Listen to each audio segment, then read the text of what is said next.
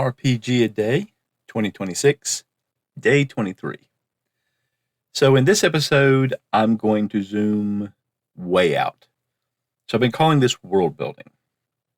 For the most part, I've simply been establishing a realm, what most people would call probably a campaign setting. That's how, if you wrote this out and detailed all the players and added in a bunch of NPCs and charts and what have you, you would have a campaign setting tome or box set or what have you, depending on, what era of RPGs it was developed in or it has influence over your idea of how to process a campaign setting for someone to use. And normally for this kind of development, that level of world building, you wouldn't necessarily have to have something super high level that details sort of, how the cosmos sprang into being. That's something that you could probably do in a context as playing through a campaign, establish that as actions happen within the campaign, and then that would raise questions that would then create answers for. You're just trying to establish a campaign skeleton, a framework, and not try to seriously overdo it, because you're not writing a fantasy novel. Everything is not established.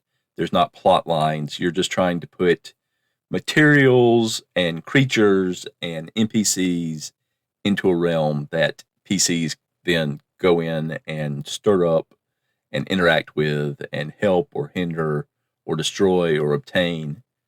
And in that, they change the world and the world reacts around them. So having a lot of what is essentially lore can kind of be overdone and can try to be can attempt to make the GM try to be predeterministic. There are things, we've established walls now. There are things that can't happen because they're not facts in this universe. And that's not what you want in RPGs. You want facts. You want things that player characters can learn so that they can make good decisions, but you also want enough space for them to make those decisions so that they have an effect, no matter big or small, on the campaign.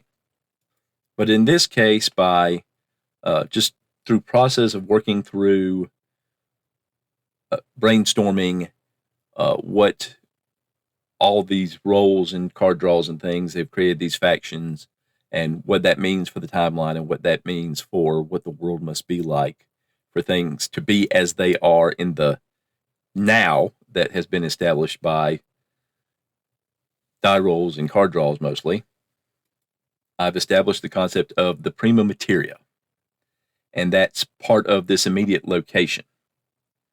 So it will play into the motivations of everyone in this location, or many, when it's known, or simply its effects known, and it will sort of determine what some important locations are and what kind of power is available to the various individuals and factions, and eventually maybe the PCs.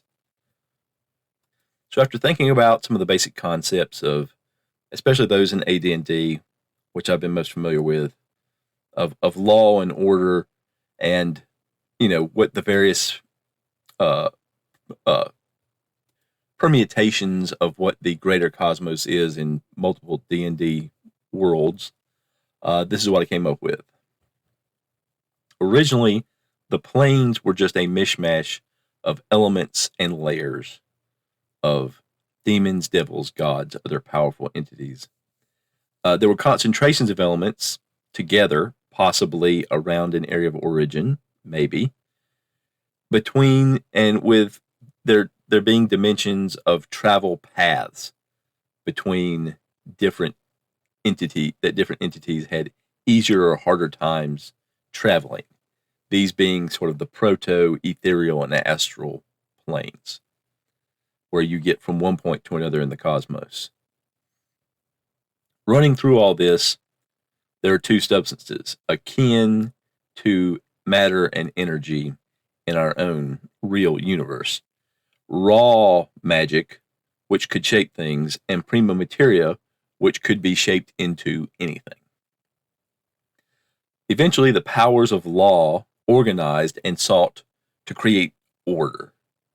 Systemically, they herded some, possibly most, magic into a more predictable form, easier to use, easier to manipulate, and herded the prima materia into specific locations within the multitude of dimensions. And they learned the nature of the prima materia to be unnoticed when not found out, not thinking about it. And together they were able to barely keep track of it. They established the boundaries of most of the planes, which, despite their own wild nature, tended to cooperate as if they had home places or states of being, or sought to some extent domestication. The astral and ethereal were established as ubiquitous travel dimensions. Each was associated with a mode, one called mind or intellect, the other soul or spirit. Some entities could intentionally travel one or both, and others instinctively traveled, usually one phase. The remainder of the prima materia was formed into its own prime material plane, and the various gods, having already established their own home plane, began fostering and fashioning portions of the prime material plane. The more chaotic entities, having been unable to sufficiently set aside their own selfish pursuit of power or hunger to organize on a long-term or large-scale basis to oppose the forces of law and order, were able to seize planes of their own and work on the prime material plane as well. It was they who discovered that beings of sufficient mind and spirit could feed them power, either through direct connection or through a more intense form of loyalty that became known as faith or worship. In the direct wars between the various entities or between their followers on the prime material plane, this source of greater power began to be threatened. As the prime material beings largely migrated to other planes after their existence on the prime material plane was ended, death. So the various entities came into an agreement, competition rather than eternal warfare on the prime material plane. Though each entity, god, demon, devil, or group harbors dreams of acquiring sufficient power or the sufficient strategy to end the other quickly. The forces of law hid the remaining prima materia, which, as we know from previous world building in this area, is under the vast mountain range. And despite their best efforts, their knowledge and records of its location or locations, if this is not the only one, have disappeared over the ages.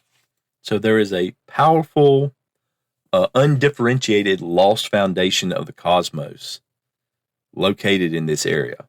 And we have some cosmic level beings in this location. So that could have an effect on play within this setting. So that's why I went through this exercise to establish a little more what you would call of a lore dump, I suppose. But I think it is something that just having those few basic concepts can help establish good decision making on the part of a GM utilizing this location.